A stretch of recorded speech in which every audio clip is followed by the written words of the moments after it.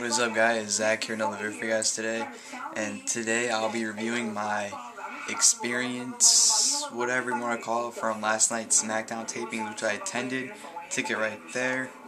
And before I get to that, I'm just going to show you guys what I got, because I bet you guys want to see what I got instead of actually talking about how my experience was. So I'm just going to go ahead and show you guys. I am too lazy to pull everything out and show you and put it back, so I'm just going to glimpse everything out.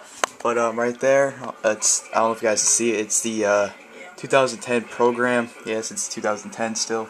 They haven't released 2011 yet. I already have 2010, which is beneath it right here. But this one's like updated. It has Nexus, Daniel Bryan, Usos and stuff in there. Blah blah blah blah. Jericho's new book, which I got last week, by the way. And look in here, Roderick Strong. Roderick Strong's the man. Got two t-shirts. I got the Core t-shirt, you can see right there, Core, and I got the CM Punk t-shirt. Yes, this is his normal t-shirt. This is not the Nexus version, it's his version of it, which I was surprised they had. I thought they would have had the Nexus version, but they had his normal version of it for some reason. I don't know why, but I'm actually glad they had his normal version, because I actually like his version of it, not the Nexus one, more. But and that was only 15 bucks there. Yeah, the CM Punk t-shirt was only 15 bucks. And WWE shop, it's 25 bucks still. But at the show, it was only 15 bucks. So I said, hell yeah. So I jumped on that t-shirt. And let's actually get to the actual show. So I got at the arena at 6:15ish, I would say. I would have gotten there earlier, but I didn't want to stand in line for an hour.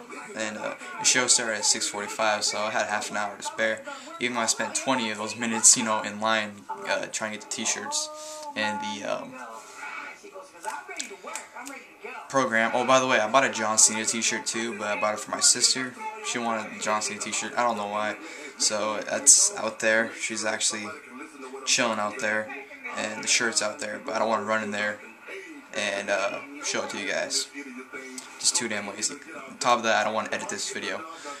Anyways, stood in line and we got to my seat, and my seat was very, very good. Ring 1, I was at the very end of the row 2. Seats 14 and 15 of row C. Very, very end. It was awesome. Stevie Breach, this moron, didn't even see me. He was like 15 feet away from me. I saw him with the Swagger basics and the Swagger sound. I'm like, hey, Breach. I called him a few times. Doesn't listen to me. He actually looked at me. He looked like at my section, so I thought he saw me, but I guess he didn't. And by the way, who the hell is calling? Who cares?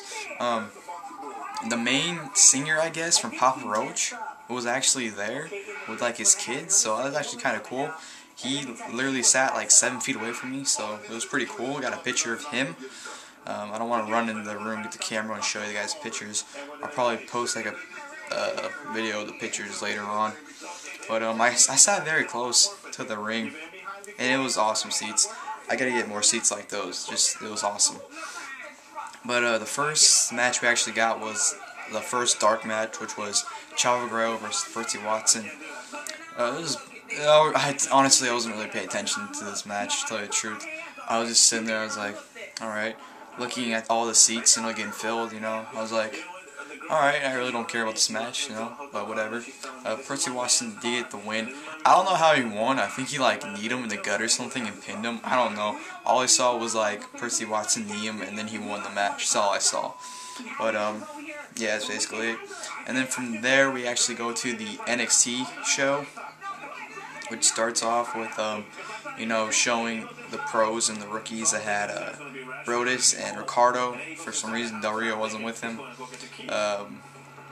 Johnny Curtis and R-Truth and Derek Bateman and Daniel Bryan. And they go to the actual show, which they had an obstacle course challenge. I can't pronounce that word. And Matt Striker said that none of the pros were there, which I was kind of disappointed, because I want to see DiBiase and Bryan. Even though I just saw him this Sunday at Elimination Chamber, I want to see him again, but oh well. So we start with the obstacle course challenge. Johnny Curtis went first. The first thing was you had to throw a ball into one of the cups. The second one, you had build something. whatever. It's kind of stupid. The third one, I forgot. You had to flip a cup, and the fourth one, you had to like take the dice, let the chopsticks, and like put them on the opposite side, and it was stupid. But Johnny Curtis got like a minute and like 19 seconds. Derek Bateman took an hour for his, and Brodus Clay lost by like 20 seconds. So Johnny Curtis won the challenge, which I didn't care about. And then from there, you actually go to the triple threat match, which was actually a very, very good match live. I don't know how you guys thought it on TV, or not on TV, but on the internet, but it was a very, very good match live. All these guys put a lot of effort into this match, and it was a great match. I must tell you, that was a great match. It was probably the best match of the entire night. Really, really fun to watch. Johnny Curtis ended up getting the win after he pinned Derek Bateman. And like I said, the whole match was just great. Then it showed John Cena's promo from Raw about The Rock, and it was pretty funny watching it again. John Cena, in my opinion, he should do like raps like that once every while. Instead of like not doing it for like 5, 6, whatever, how many years, and then doing it again out of the blue. But if he did raps like that every once in a while, then I think people would like him more. But it's whatever. And then we go to the next challenge, which was like Talk to Talk challenge or something like that. First, Johnny Curtis went up, he talked about his dream or something like that. Brodus Clay, no, it was Derek Bateman next, I think, or who was it? Whatever, it goes Brodus Clay. He rapped, which was pretty cool. And Derek Bateman said how he's the Sacramento King, which I don't know if he knows that the Kings are actually moving. They're not in Sacramento anymore. They're moving to Anaheim, I think. So I don't know why he said that, because the crowd just booed the hell out of him. But Brodus Clay ended up winning that challenge, and then we go to elimination, which was between Derek Bateman and Johnny Curtis. And Derek Bateman ended up getting eliminated, which pissed me off, because Derek Bateman was my pick to win NXT Season 4. For some reason, every season so far, the guy I picked to win gets eliminated, but the second guy I picked always win. Like for NXT Season 1, my main pick was Daniel Bryan, backup was Wade Barrett. Season 2, my main pick was Alex Riley, backup was Kaval. Season 3, main pick was AJ, backup was Caitlyn. Season 4, Derek Bateman, and my backup is Brodus Clay, and he hasn't won yet, but I'm just saying, he's probably going to win. But NXT, it was a good show. It was a good show to watch. Triple Threat was just really good. So from NXT, we actually go to the Superstars taping, which the first match we had was Justin Gabriel and Heath Slater versus Trent Beretta and JTG. It was an okay match. It was nothing special. WWE just throwing these random ass tag teams together. Slater and Gabriel got the win after Slater hit his finisher, whatever the hell it's called. He gets a new finisher like every 3 weeks on Trent Beretta, I believe. No, JTG hit his finisher on, I think. And Core got the win. Nothing special there. Then you go to Chris Masters versus Tyler Rex. It was a good match. I liked it. It was good back and forth action. Chris Masters ended up getting the win via the Master Lock. And I guess Tyler Rex, I don't say Tyler Rock for some reason. I guess he fainted and the referee just rang the bell. So Chris Masters won. I don't know about you guys, but Chris Masters has actually been impressing me lately. And from what I hear, he's actually supposed to get a push after WrestleMania. So I'll have to see about that. And then from the Superstars, we go straight into the SmackDown tapings. We actually have Teddy Long on the Tron to begin on SmackDown, saying how tonight Vicky Guerrero is going to fight for her job. It's going to be Vicky and Drew McIntyre versus Edge and Kelly Kelly in the main event. And then it shows the intro. And then it goes straight to Rey Mysterio versus Kane. This was actually a very good match too. It was probably the second best match of the entire night. It was good back and forth action. It was great back and forth action. And, Rey Mysterio ended up getting the win, of course, after he hit the 619, and he went for the, splash, but Kane caught him, going for the powerbomb, but, of course, Mysterio was going to reverse it into a roll-up and pin Kane and won the match. And after the match, Dusty Rhodes came out, yes, the American Dream. Dusty Rhodes came out, which shocked the hell out of me. I don't know about anyone else, but shocked the hell out of me. And I was actually marking out for Dusty, by the way. And he came out and he said how Mysterio's been a friend of the family for a long time, and how Cody owes him an apology. And then Cody Rhodes come out with the those little see-through mask, and he's like, whatever, yeah, I'm sorry, Ray, blah blah blah blah blah. And then Ray and Dusty hug it out and they shake hands, but you know how they shake hands, they turn around to leave and they pull their hand back, so they jerk back at him. Dusty does that to Ray. Cody comes out of nowhere and just boom, knocks the shit out of Ray. And he beats the hell out of Ray. He does a fantastic job beating him up, by the way. He's throwing him outside the ring, he's throwing him to the barricade. He'd actually go up the ramp and Cody Rhodes just wailing on him. And they had the little mirror that comes out during his entrance, and he's like, yeah, they had the mirror come out, and Cody Rhodes just throws Mysterio into the mirror. And after that, it just it goes green and it does those little I think they should have done, though, when they did that, act like the glass broke and had a big old explosion sound, and nothing in the glass. That's what they should have done, in my opinion, but they didn't. And then Cody Rhodes actually takes Mysterio's mask off, and he's holding it, and of course referees run out with a towel covering his face and everything. Who gives a shit about that? And then you have Rosa Mendes come down in the ring, and then Cool comes down in the ring. Michelle McCool's sitting 5 feet away from me. I'm like, oh my god, damn. And she's half her ass is sticking out, by the way. Sorry if I'm being a perv, but when you're 15, what the hell do you expect? So I'm like, I don't know if I can sit here anymore. I just gotta go to the bathroom real quick. And the lights go out and they have another backstage segment with Cody and Dusty. I honestly wasn't paying attention to what they were saying because I was busy staring at Layla and Michelle McCool. And it comes back and it goes Layla versus Rosa Mendes. It's a Divas match, nothing special here. Rosa Mendes gets the win by disqualification after Layla pushes Rosa Mendes into Michelle McCool, and then Michelle McCool just starts beating the hell out of Rosa. And after the match, Layla got pretty pissed. She started she's like, what the hell, what the hell are you doing? And Michelle's like, oh, I'm sorry, she hit me, and I'm attacking her back, blah blah blah blah blah.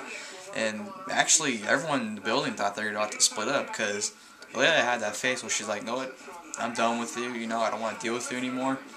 But while they're doing that, the lights went out, another backstage segment happened. It was Vicky Guerrero pounding on Teddy Long's door. It's like, Teddy, please don't, have me in a match tonight. I'm sorry for everything, blah blah blah blah blah. And then she runs off screaming like she normally does. And then we go to the next match, which I believe was Jack Swagger versus Kofi Kingston. Sorry if I don't have the greatest memory, but nothing really huge happened at this show. I think that was the next match. If I get it wrong, oh well, read the spoilers, find out what actually happened. Swagger, it's pretty funny. Swagger comes out, I stand up, I'm like, yeah! My mom goes, so is that one of your dudes? I'm like, yeah, he's one of my favorites. And Stevie Breach, is sitting there going, yeah, he's got a Swagger sign, he's marking out.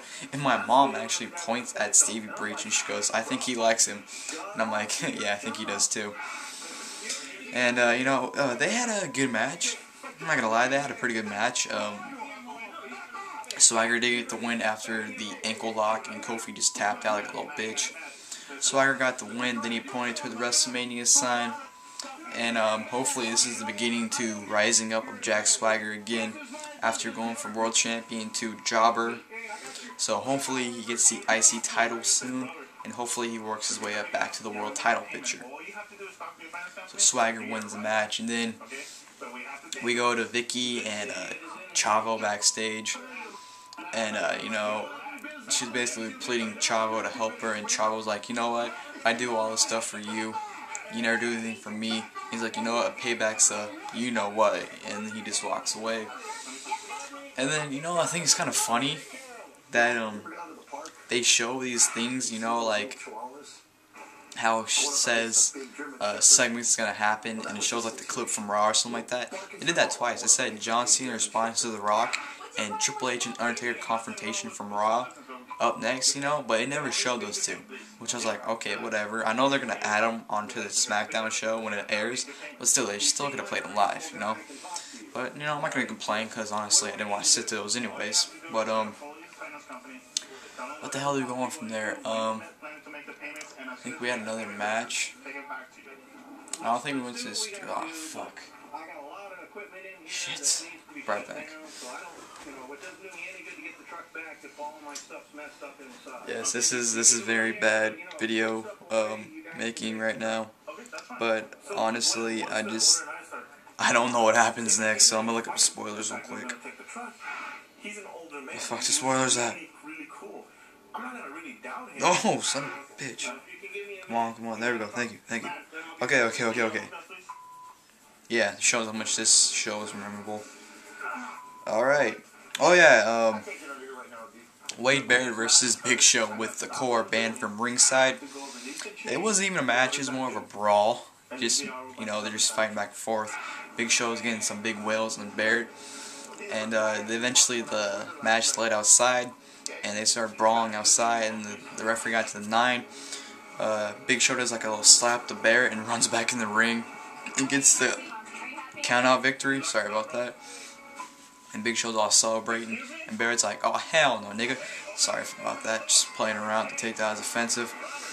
And then the core comes out, and they're all standing outside the ring.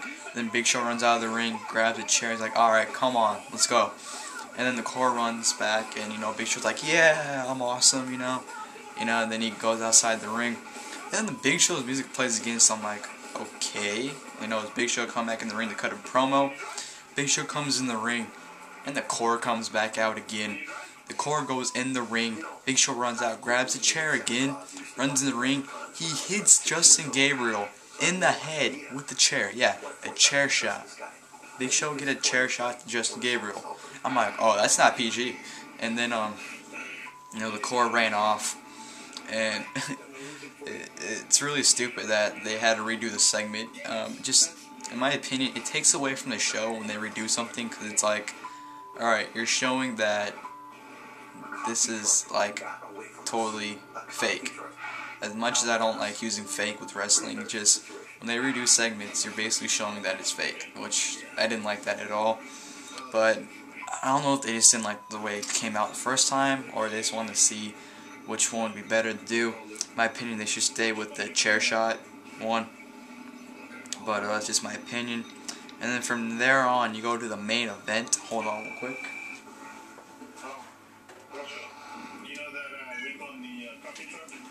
Well, the main event for the you know, show on SmackDown wasn't the main event, but it was a main event for, you know, when it's on TV.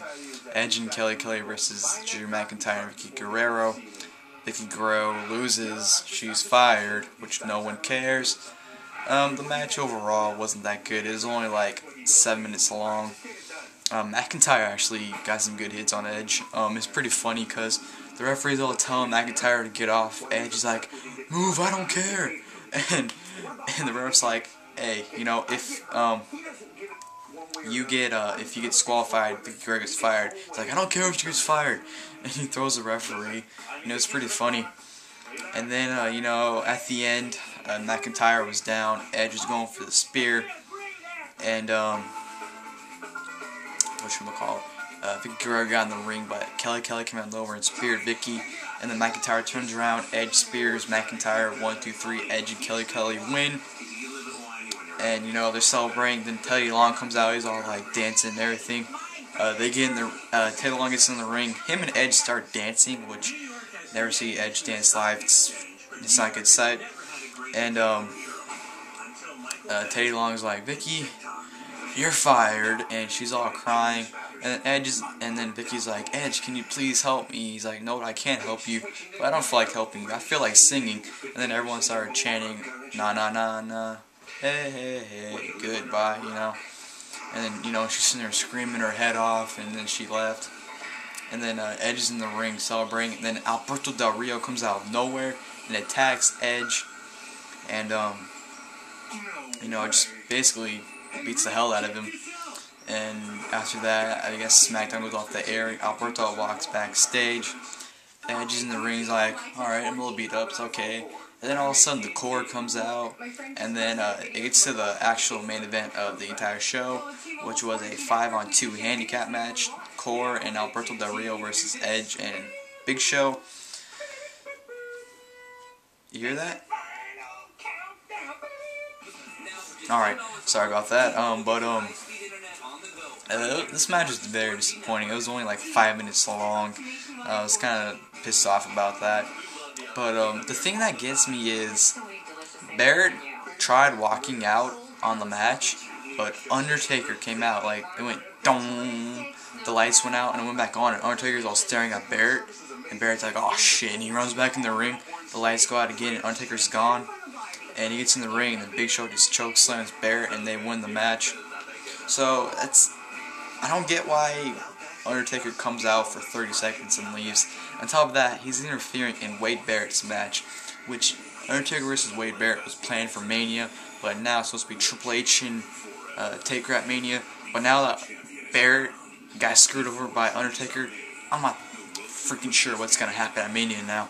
But anyways, Big Show and Edge win. Like I said, disappointing match, only 5 minutes long. After the match, you know, everyone's gone. Of course, Edge is the last guy in the ring. He's all celebrating. And then, of course, he goes to everyone, you know, starts slapping everyone's hands. And he actually slapped my hand, which is pretty cool. I have a picture of it. I actually held onto his hand by accident. I wasn't trying to because he missed my hand, so I went back to, you know, make sure I got it. So I held on by accident. And I was like, ugh, you know, I got sweat all over my hand. But, Edge, you know, and the thing that pissed me off too, he was signing the programs, and my mom had a pen, and of course she didn't tell him she had a pen. So of course after he leaves, I'm like, oh, I could have gotten the thing signed. It's like, oh, I have a pen. I'm like, you kidding me? But it's whatever. It doesn't matter. I'll probably meet Edge some other time. But yeah, Edge then leaves, and then, you know, they do the whole thank you for coming, we'll hope to be back soon thing. You know, overall the show, it was a lot of fun to be there live. It was very, very fun, but the thing is, it didn't have that live feeling to it. It felt more like a house show than an actual event. It just, to me, it felt so much like a house show. It really did. If you go to like a Raw or a pay-per-view, then you go to a SmackDown taping, you feel so much different being there. Because you're like, oh, it's taped. If they mess up, they could just redo it again. But if it's Raw or something like that, they mess up, they can't edit it or anything. So you're like, well, this sucks, you know?